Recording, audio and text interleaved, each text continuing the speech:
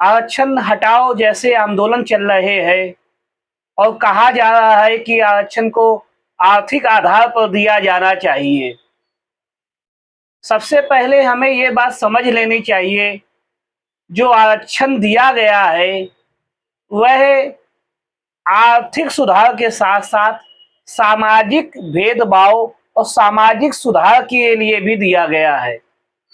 उन लोगों को दिया गया है, जो समाज की मुख्य धारा से अलग हो गए हैं, उन लोगों को मुख्य धारा में जोड़े जाने के लिए आरक्षण को दिया जाता है। बाबा भीमराव अंबेडकर संविधान निर्माता, जिन्होंने आरक्षण को इस तरह लागू किया कि यह आरक्षण 15 साल तक रहेगा, उसके बाद इसकी समीक्षा की जाएगी। उसके बाद यदि लगता है कि जो समाज से पिछड़ा वर्ग, जो पिछड़ चुके लोग अलग हो गए हैं, यदि समाज की मुख्य धारा में जुड़ गए हैं, तो आरक्षण खत्म कर दिया जाएगा। असली बात अब यहीं से चालू होती है। क्या ऐसा हुआ है? क्या इन आज़ादी के 80 सालों के बाद भी क्या जो समाज का पिछड़ा वर्ग था, जो अति पिछड़ा वर्ग कहा जाता है, वह समाज की मुख्य धारा में जुड़ चुका है? तो अब सवाल यहाँ पे आरक्षण हटाने का नहीं आता, आरक्षण समीक्षा करने का आता है।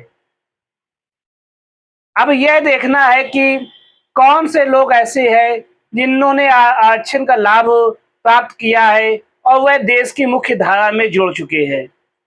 यदि देश का राष्ट्रपति है, तो उसके बच्चों को मुझे व्यक्तिगत तौर पर लगता है कि आरक्षण की आवश्यकता नहीं है। यदि यदि कोई व्यक्ति आईएएस ऑफिसर बन जाता है, मुख्यमंत्री बन जाता है, विधायक बन जाता है, सांसद बन जाता है या कोई सरकारी नौकरी प्राप्त कर लेता है और लोग उसके नीचे काम करते हैं, कोई व्यक्ति यदि बाबू बन गया, तो उसके नीचे हो सकता है कि एक कोई ब्राह्मण वर्ग का व्यक्ति भी चपरासी होकर उसके नीचे काम कर सकता है। तो ऐसे लोगों को भी आरक्षण की आवश्यकता नहीं है, क्योंकि इतने सालों के बाद भी हम देखते हैं कि अपने अगल-बगल क्षेत्रों में जहाँ पर ऐसी कॉलोनियाँ हैं, जहाँ पर लोगों को आरक्षण की सही मायने में आवश्यकता है। कहीं ऐसा ना हो कि उस समाज में जिसको आरक्षण दिया जाना है, वहाँ पे भी असमानता की भावना उत्पन्न हो जाए। वहाँ पे भी एक संपन्न और ताकतवर वर्ग तैयार हो जाए और एक निचला तबका तैयार हो जाए। वहाँ भी शोषित और शोषण का काम चालू हो जाए। इसलिए आरक्षण को समीक्षा करके ऐसे लोगों को दिया जाना चाहिए जिनको अभी आवश्यकता है। अगर इसको सही ढंग से लागू किया जाएगा, तो आरक्षण उन लोगों तक पहुंच जाएगा जिन्हें सही मायनों में जिनको इसकी आवश्यकता है। आप लोग भी देखेंगे अपने अगल-बगल क्षेत्र में जो पिछड़ा पिछड़ा वर्ग है, अति पिछड़ा वर्ग है, वहाँ पर ऐसे लोग हैं जिनके 3-3 4-4 पीढ़ियों से लोग कोई उनके यहाँ शिक्षा नहीं मिल पाई है, शिक्षा पहुँच नहीं पाई है, अच्छी नौकरियाँ प्राप्त नहीं हो पाई है। उनके घर की स्थितियाँ खराब है आज भी। तो ऐसे लोगों को आरक्षण दिया जाना आवश्यक है। और शिक्षा तो खास तौर पे एक कोई नियम लागू कर देना चाहिए, जो गरीब तबका है, अपने जैसे बच्चे हैं, पैदा हुए नहीं, बड़े हुए नहीं, 15-15 साल के, उनको नौकरी करने के लिए भेज दिया जाता है। कोई भी नौकरी करना अपने मन से नहीं चाहता है, कहीं ना कहीं वो मजबूरी में नौकरी करने के लिए जाता है।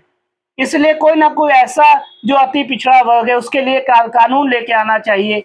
अगर उसके घर की आर्थिक स्थिति सही नहीं है, तो सरकार, गवर्नमेंट उसके घर का लालन पालन और देखरेख करेगी कि उसके घर का बच्चा पढ़ लिख जाए।